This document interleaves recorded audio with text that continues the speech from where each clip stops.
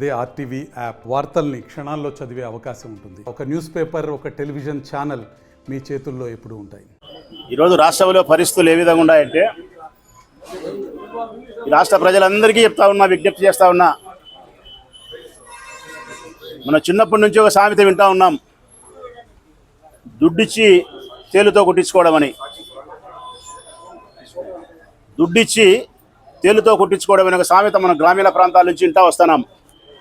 ఈరోజు రాష్ట్రంలో ఉండే పరిస్థితులు కూడా అట్టే ఉన్నాయి. డబ్బులు ఇచ్చి విషం కొనుక్కొని తాగే పరిస్థితి. బ్రాంతి కాదు కొనుక్కుంటున్నది ప్రజలు. దుడ్డిచ్చి తేలే విధంగా కనిపించుకుంటున్నారో 130 రూపాయలు డబ్బులు పెట్టి ఓఏబి కొనుక్కొని దాంట్లో ఉండే బ్రాంతి కాదు ప్రజలు తాగేది.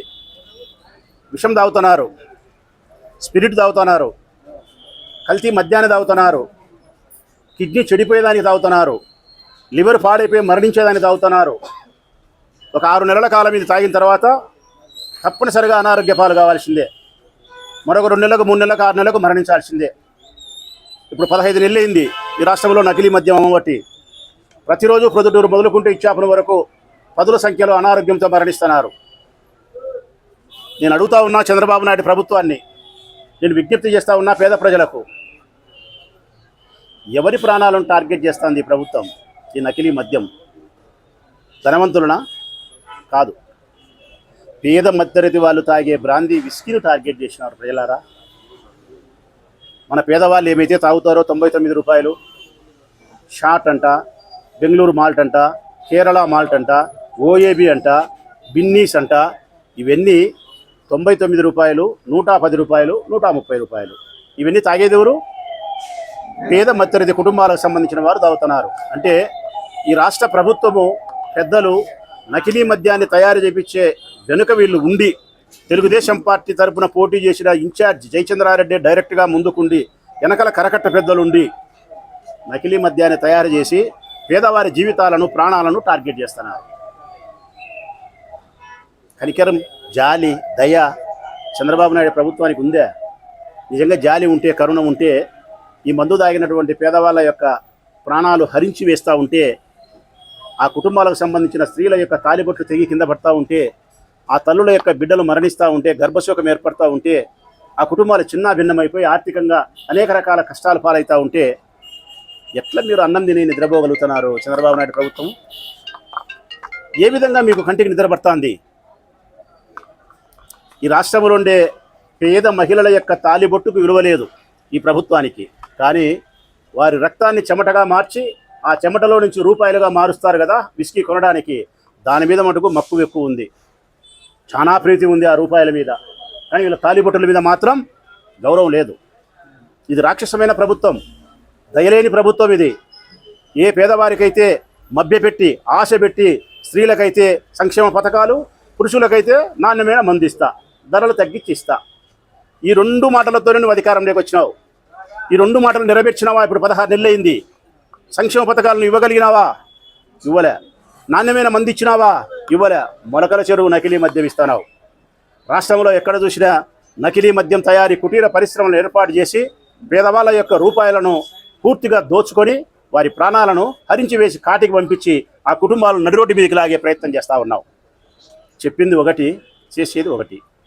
ఆశ పెట్టినావు, మభ్య పెట్టినావు, అధికారంలోకి వచ్చినావు, ఈరోజు వాళ్ళని గాలికి వదిలేసినావు. అయినప్పటికీ కూడా ఏమడుగుతున్నారు ఈ పేదవాళ్ళు? ఏమడుగుతున్నారు పేదవాళ్ళు? నువ్వు 1500 రూపాయలు మాకు ఆడపిల్లలందరికీ ఇస్తానన్నావు. ఎంతమందికి అంతమంది 18 ఏళ్ళు నిండితే ఆ డబ్బీ అని అడుగుతున్నారా? నువ్వు మోసం చేసినా అడగలే పాపం. వాళ్ళ పిల్లలకు 3000 ఇస్తా నిరుద్యోగ భృతి అన్నావు, ఇవ్వలే. అడుగుతున్నారా? అడగలే. వాళ్ళ పిల్లలకి 20 లక్షల ఉద్యోగాలు అన్నావు, ఒక్క ఉద్యోగం ఇలే. అడుగుతున్నారా? అడగలే పాపం వాళ్ళు. 50 సంవత్సరాలకే పెన్షన్ ఇస్తా 4000 అన్నావు, అడుగుతున్నారా? అడగలే వాళ్ళు. నువ్వు చెప్పిన సంక్షేమ పథకాలు ఏది ఇయ్యకపోయినా ఈ పేద మధ్యతరగతి కుటుంబాలు వాళ్ళ కష్టాన్ని, వాళ్ళ శ్రమను నమ్ముకొని జీవిస్తున్నారు. కాబట్టి నువ్వు ఇయ్యకపోయినా కూడా నోరు మూసుకొని మౌనంగా ఉండి వాళ్ళ పనులు చేసుకొని బతుకుతున్నారు. కానీ ఈ పొద్దు అవన్నీ ఇవ్వకపోయినా, అడగకపోయినా ఈరోజు ఒక్కటి అడుగుతున్నారు వాళ్ళు. పనులు వదిలేసుకొని ఇంట్లో నుంచి బయటకు వచ్చి సంసారపక్షమైన కుటుంబ స్త్రీలు వీధిని రోడ్డెక్కి ఒక్కటి అడుగుతున్నారు, అయ్యా చంద్రబాబు నాయుడు, నువ్వు 18 ఏళ్ళు నిన్న పిల్లలకు 1500 ఇవ్వకపోయినా పర్వాలే, 50 ఏళ్ళకు పెన్షన్ ఇవ్వకపోయినా పర్వాలే, నిరుద్యోగ భృతి ఇవ్వకపోయినా పర్వాలే, గ్యాస్ అందరికీ ఇవ్వకపోయినా పర్వాలే, అమ్మఒడి అందరికీ ఇవ్వకపోయినా పర్వాలే, మా తాలిబొట్టు తెంచాకయ్యా అంటున్నారు. నకిలీ మందు తాపి మా మొగుళ్లకు మా తాలిబొట్టు తెంచి మా కుటుంబాలు రోడ్డును పోయాకయ్యా అంటున్నారు. ఒక తల్లి అడుగుతా ఉంది, నువ్వు ఏమి ఇవ్వకపోయినా పర్వాలయ్యా చంద్రబాబు నాయుడు, నాకు ఉండేదో కొడుకున్నాడు, ఈ మద్యం తాగితే వాడు చచ్చిపోతాడు, నాకు గర్భశోకాన్ని కల్పించి ఇంకా నాకు పిల్లలు కూడా లేరు, నన్ను ఒంటరిదాన్ని చెయ్యాకు, నకిలీ మద్యం తయారీని ఆపు, నువ్వేమి ఇవ్వకపోయినా పర్వాలే, మా కష్టం చేసి మా చెమటతో మేము బతుకుతామంటున్నారు. సిగ్గుందే ఈ ప్రభుత్వానికి. ఈ ప్రభుత్వంలో ఎవరైతే నకిలీ మద్యం చేస్తున్నారో, ఇంతమంది పేద ప్రజల యొక్క ప్రాణాలను హరించి వాళ్ళ మంగళసూత్రాలు తెంచుతున్నారో, నట్టి నడిబదార్లో చచ్చిపోయిన వరకు ఉరి తీయాలా. ఉరి తీసిన తర్వాత 100 సార్లు ఉరి తీయాలి వీళ్ళను, 1 సారి 2 సార్లు 3 సార్లు కూడా కాదు. ఇంత జరిగితే వాళ్ళ తరపున పోటీ చేసిన తంబలపల్లిలో జయచంద్రారెడ్డి ఎమ్మెల్యే అభ్యర్థి. నేను పొద్దుటూరు అయితే వైఎస్ఆర్ పార్టీకి చేసినాను, తంబలపల్లిలో తెలుగుదేశం పార్టీకి జయచంద్రారెడ్డి. అతను మొదటి ముద్దాయి, అతను సూత్రధారి, వెనకాల కరకట్ట పెద్దలు. ఈ బుద్ధుడికి జయచంద్రారెడ్డి అరెస్ట్ చేయలే.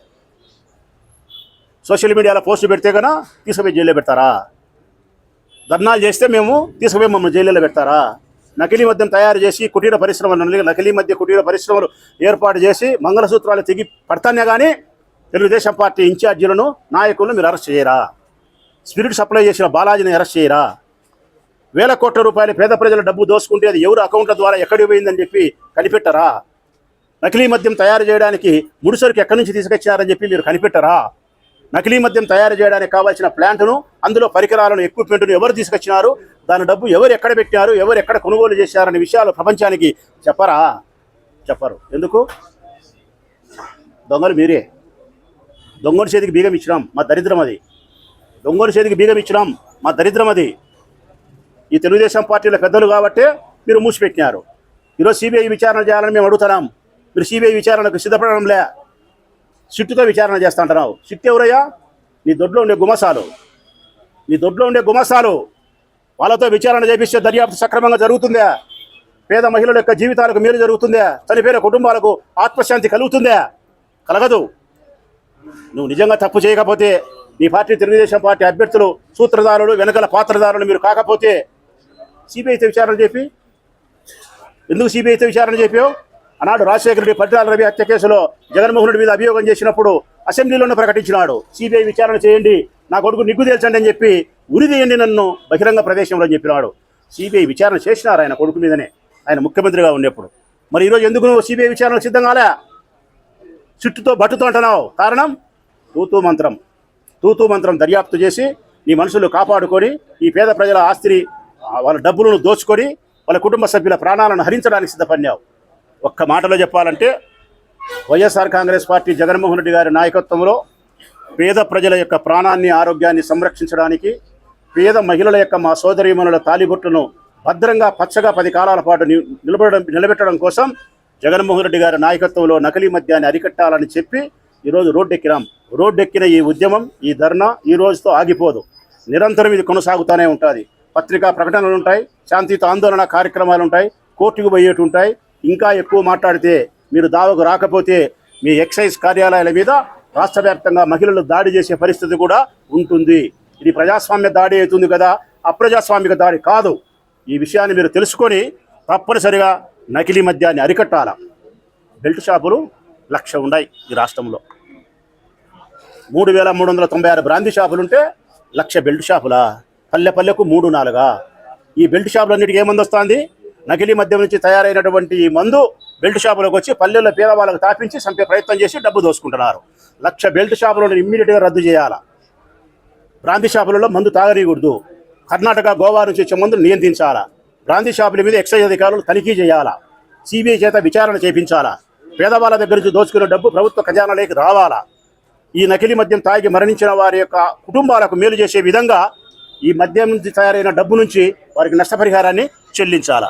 ఇవన్నీ జరిగేంత వరకు జగన్మోహన్ రెడ్డి నాయకత్వంలో మేము, మాతో పాటు మా చెల్లెళ్ళు, మా సోదరులు, పేద కుటుంబాలకు సంబంధించిన మహిళలందరూ కూడా రోడ్ల మీదకి వస్తాం, ధర్నాలు చేస్తాం, ఇంకా ఇంతకంటే పెద్ద ఉద్యమాలే చేస్తాం.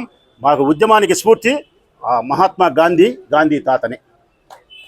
మరిన్ని వీడియోస్ కోసం ఛానల్ ని సబ్స్క్రైబ్ చేయండి. లేటెస్ట్ అప్డేట్స్ కోసం వాట్సాప్ ఛానల్ ని ఫాలో చేయండి. అండ్ లింక్ డిస్క్రిప్షన్ లో ఉంది.